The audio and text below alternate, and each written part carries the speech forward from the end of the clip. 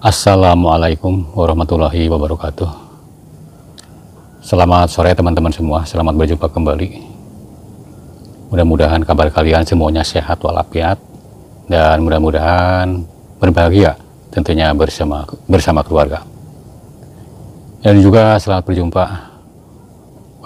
untuk semua teman-teman sahabat kabar saya dimanapun kalian berada saat ini. Mudah-mudahan channelnya semuanya pada maju. Oke teman-teman semua, pada kesempatan kali ini saya ini sekarang berada lagi di dalam penggilingan padi ini. Saya mau sedikit berbagi teman-teman ya tentang bagaimana caranya agar Ici bisa menghasilkan beras yang sempurna. Oke, dalam hal ini teman-teman semua ya, saya tidak promosi jenis Ici-nya ya, ataupun harus pakai Ici berapa, Ici yang berapa, yang mahal, yang murah. Saya tidak promosi soal Ici-nya ya, soal barangnya. Hanya saya akan berbagi teman-teman ya bagaimana caranya supaya Ici menghasilkan beras yang bagus hasilnya ya, Ici bagaimanapun juga. Nah, itu teman-teman semua ya. Nah, dalam ini teman-teman semua, sebelum menyaksikan teman-teman ya, kita berbagi dulu. Silahkan diklik dulu like-nya, dan komennya juga silahkan ditulis di kolom komentar di bawah ini, dan juga tombol subscribe-nya yang masih merah silahkan diklik dulu ya, dan jangan lupa juga loncengnya juga dibunyikan. Oke teman-teman semua ya, selamat menyaksikan bagaimana caranya ya. Nah, ini saya prakteknya ya, dalam prakteknya teman-teman menggunakan Ici kecil ya. Sekali lagi teman-teman ya, saya tidak akan promosi jenis Ici-nya ya. Jadi jangan dilihat jenis Ici-nya, apapun yang kalian pakai ya, Ici-nya apa saja gitu, bebas ya jenisnya. Di sini teman-teman saya mau praktek ya pada Ici yang kecil seperti ini teman-teman ya. Ini supaya bisa menghasilkan beras yang normal ya saat kita dijalankan. Bagaimana caranya ya? Padahal ini kan kita dalam permesinan sama ya, bentuknya sama, apalagi harganya ya ada yang sangat mahal mungkin ya teman-teman ya. Mungkin teman-teman lebih paham ya soal harga mesin-mesin. Tetapi teman-teman kalaupun hasilnya jelek ya, buat apalah gitu. Ini kita menggunakan apa namanya, Ici yang jadul ya, Ici yang jadul yang kecil begini teman-teman ya. Cuman supaya bisa menghasilkan beras yang normal, bagaimana caranya ya. Nah, kita sama-sama simak teman-teman ya. Kita langkah awal ini dibuka dulu ya baut-bautnya ya, supaya teman-teman paham ya untuk melihat dalamannya ya.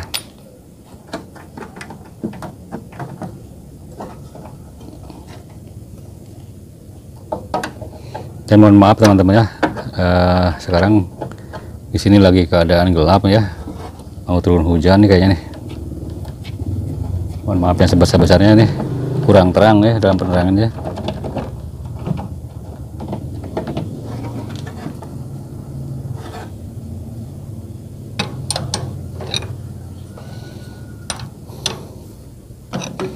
Nah, ini teman-teman ya.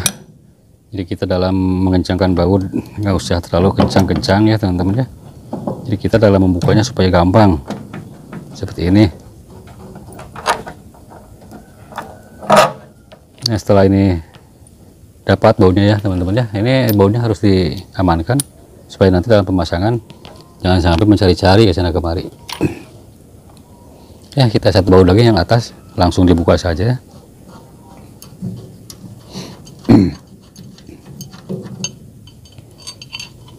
Ya, sama ini teman-teman ya.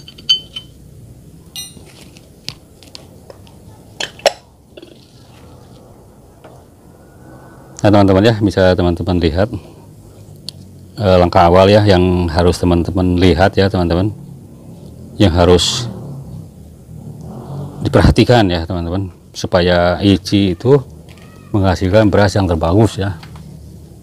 Jadi nah ini dalam putaran ini teman-teman ya, nah teman-teman dibuka dulu bannya ya semacam ini, dicopot dulu ya bannya ya. Ini jangan dulu dipasang ke oli. Kita lihat dulu ya ke bagian ini teman-teman, ke bagian dalam ini teman ya. Nah ini teman-teman ya, kalau kita putar ini ya polinya. Nah perhatikan ya dalam putarannya teman-teman ya, perhatikan.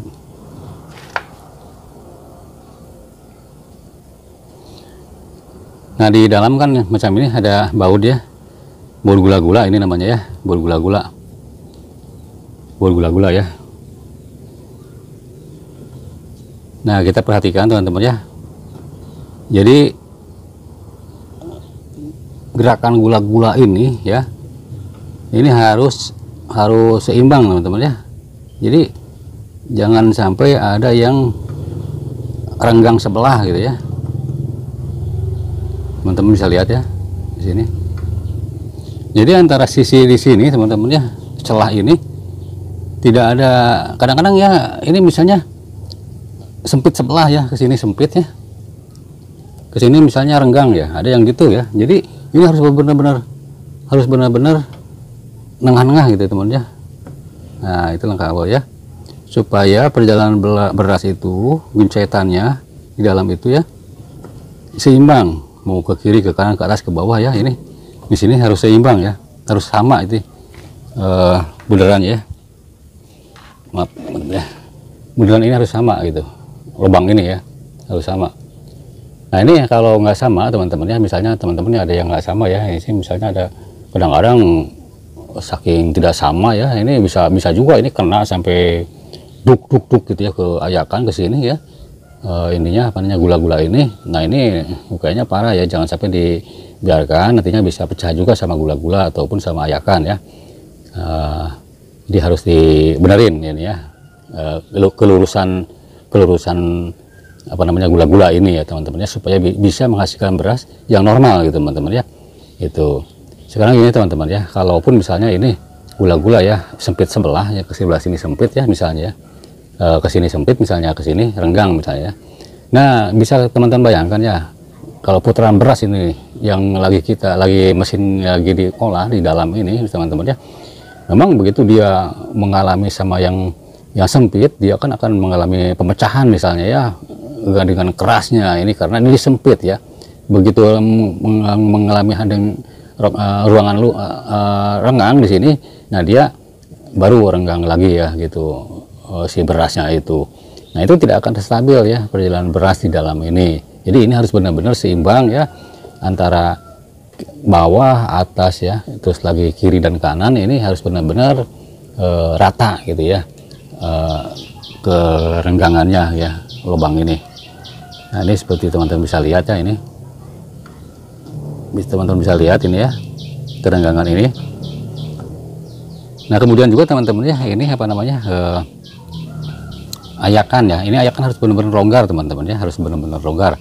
Jadi kalau teman-teman misalnya lagi mengolah beras teman-teman ya, lagi mengolah beras, misalnya lagi jalan ini ya, jalan beras ya, kita lagi mengolah ya, katakan lagi berjalan ini mesin. Ini teman-teman harus bisa mengontrol ya, harus bisa melihat teman-teman ya. Ini dibuka aja ini ya, tutup ini dibuka. Nah ini harus dikontrol teman-teman ya. Ini waktu jalan ya, waktu berjalan ini, waktu proses perjalanan. Nah ini harus dibuka teman-teman ya, harus dilihat ini normal tidak ini perjalanan ini ya, putaran ini ayakan ini dengan putarannya muter, kemudian juga dedaknya ya nyembur, ini berarti normal ya teman-teman. Nah makanya ini harus ada renggang sedikit sini, jadi harus ada ruang gerak ini apa namanya, rongga ayakan ini. Nah itu teman-teman ya. Dan kemudian juga teman-teman ya, setelah kita lagi proses pengolahan beras ya, dan juga ini perjalanan dedak ya dari bawah teman-teman, harus diperhatikan juga ya perjalanan dedak. Jadi yang di bawah itu, pengeluaran dedak yang di bawah harus normal ya, harus stabil. Jadi jangan sampai misalnya ya teman-teman, kalau di tempat saya di sini di kampung saya ya, kalau lagi ngegiling ya misalnya, itu tempat dedak itu suka suka di apa namanya dikurungin pakai karung ya, jadi supaya nantinya masuk ke karung ya dedaknya itu. Nah itu karungnya itu teman-temannya, proses apa namanya pengambilan sampai karung begitu itu harus benar-benar perhatikan teman-teman ya. Jangan sampai itu karung itu ada mengpet ya, apa namanya perjalanan ini ya, perjalanan dedak ini jangan sampai mengpet ya. Karena kalau ini mengpet, misalnya dedak tidak normal, tidak jalan ke bawah ya, atau ke pinggir, tidak berjalan dengan baik misalnya, ini juga akan mempengaruhi proses apa namanya kenormalan beras ya hasilnya gitu, akan mempengaruhi juga teman-temannya, karena dedak itu di dalam mempet ya, mempet tidak normal, tidak keluar gitu, otomatis ya ke beras ke sini yang diolah di sini bisa mengalami hambatan atau jadi jelek ya teman-teman. Nah itu teman-teman ya yang perlu diperhatikan dari putaran ini ya, kerenggangan ini harus benar-benar stabil ya. Dan juga ada juga teman-teman ya yang ditambah ini baut-baut ini ya, ada juga ini. Misalnya memang kalau yang buatan dulu teman-temannya baut ini biasanya pendek, biasanya hanya 1 cm paling juga ya, atau 1,5 cm baut ini ya. Memang ini mempengaruhi juga ya untuk desakan dorongan beras ya supaya normal ya. Ini bisa juga ya. Kalau misalnya ada yang pendek ya teman-temannya, teman-teman misalnya masih menggunakan yang jadul ya, yang lama, ini masih pendek ininya baut ini ya teman-teman ya. Ini tolong dibuka saja, dibawa ke tukang las ya, untuk ditambah daging ya, ini untuk tambah daging. Untuk proses tambah daging, memang ini teman-teman ya sangat mempengaruhi besar ya ini baut ini ya. Ini kalau saya buka ya, baut ini sebetulnya pengaruh besar nih sama produksi beras ini ataupun hasilnya beras. Nah, ini akan mempengaruhi sangat besar sekali ini pengaruhnya. Sudah saya alami teman-teman ini ya. Ini bukan hoax ya, bukan hoax. Ini sudah saya alami teman-teman ya. Pakai isi yang N70 saya tuh sama juga dirubah ininya ya. Jadi memang isi yang punya saya yang dulu ya, ininya pendek ininya ya. Ininya pendek, bautnya paling juga ininya ya. Maaf ya, tidak kelihatan. Ini teman-teman ya, dalam hal ini teman-teman sebetulnya ini sangat besar sekali pengaruhnya ya sama apa namanya hasil produksi beras ini mempengaruhi sekali teman-teman ya. Ini kalaupun teman-teman di sini misalnya dilihat saja ya, kalaupun punya teman-teman ini misalnya masih pendek ya ininya, baut ininya. Memang kalau keluaran dulu yang jadul-jadul ya teman-teman yang masih dulu ininya pendek teman-teman ya. Jadi kita tambah ya, tambah ini kira-kira segini, bolehlah panjang sedikit juga, boleh aja teman-teman. Yang penting nantinya tidak mentok ya ke tutup itu ya, tutup depan, jadi tidak mentok ya. Ini kira-kira lah berapa senti ya, sekitar 10 sentian mungkin ya. Bentar ya, saya ambil dulu meteran ya. Nah teman-teman semua ya, yang ini ya, yang bawahnya ini asli ini dari pabriknya ya. Ini asli dari pabrik ya. Kalaupun punya teman-teman ininya misalnya masih jadul ya, masih lama, biasanya ini masih pendek ya, baut ininya pendek, hanya 1 sentian ya. Kalau ini buatan pabriknya ini udah 2 senti ya. Coba saya lihat ukur ya, itu 2,5 cm ya, udah 2,5 cm. Memang kalau bagusnya ya teman-teman ini dilangsungin aja ke sini ya, tambah daging ke sini, tambah daging. Cuman di posisinya begini teman-teman ya. Nah gini ya, setinggal gunung ya, gunung. Ini tambah daging lagi sini ya, bisa. Nah ini supaya ngegunung gini ya, ini tambah daging lagi di sini. Nah boleh teman-temannya ini bisa teman-teman coba. Kalaupun punya teman-teman yang masih yang pendek ininya ya, baut ininya, bisa ditambah daging, dibawa ke tukang las ya.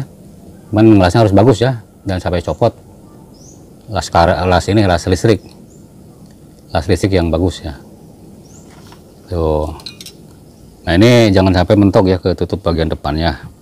Nah ini cara nambah daging baut ini banyaklah manfaatnya teman-temannya, sudah saya coba ini.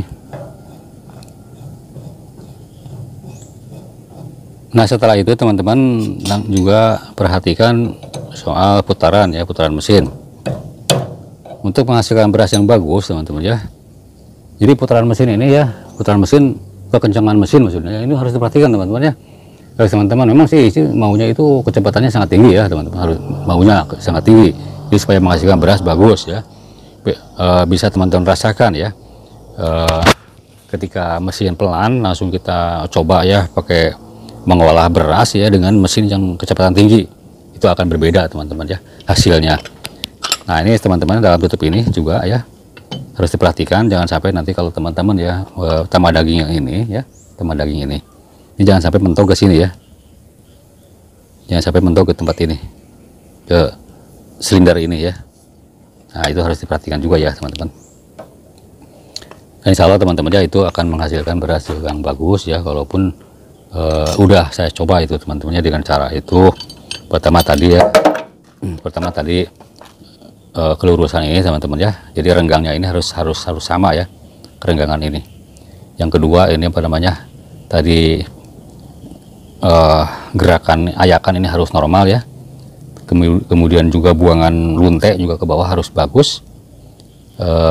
Baut ini ya teman-teman harus diperhatikan juga ya, baut ini. Dan juga ini ke apa namanya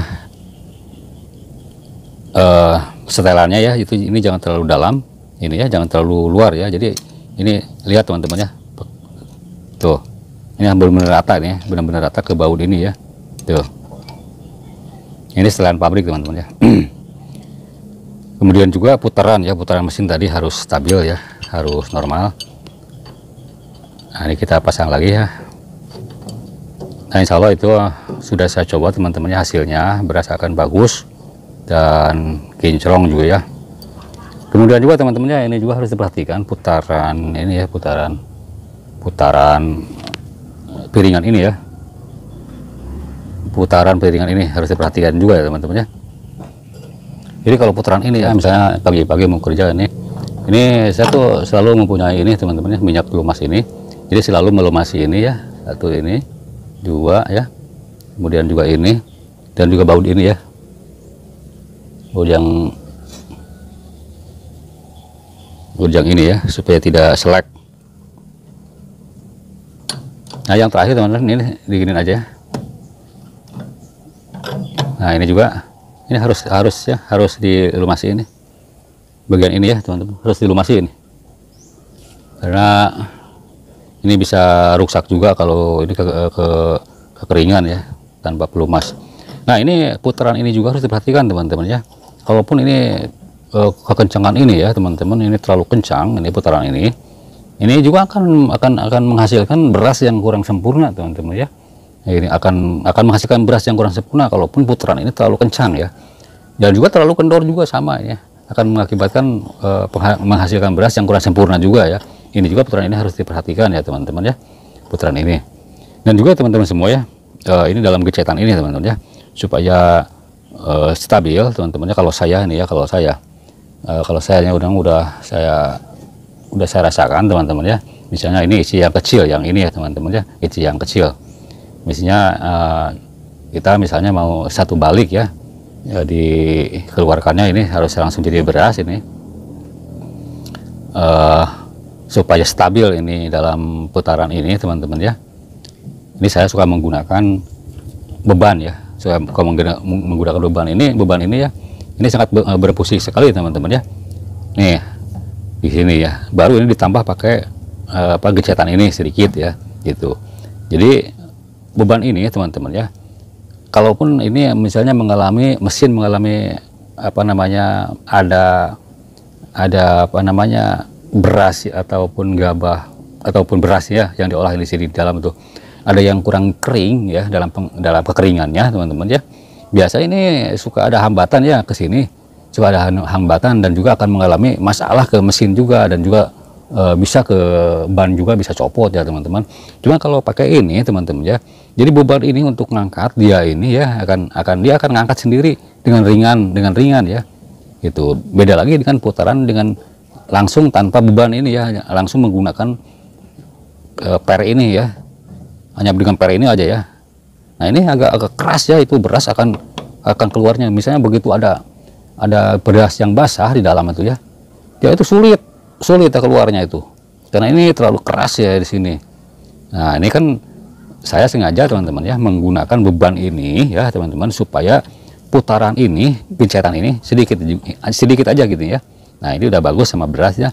kalaupun misalnya ada sesuatu di sini, ada masalah ya teman-teman, ataupun berasnya yang kurang normal atau apa di dalam itu, ini dia akan menyetel sendiri di sini teman-teman, ringan ya, ini maksudnya ringan ya, karena di sini ada beban ini ya. Kadang-kadang kalau ICI mau di dua balik teman-teman ya, mau dua balik misalnya ya, ini dalam pengerjaan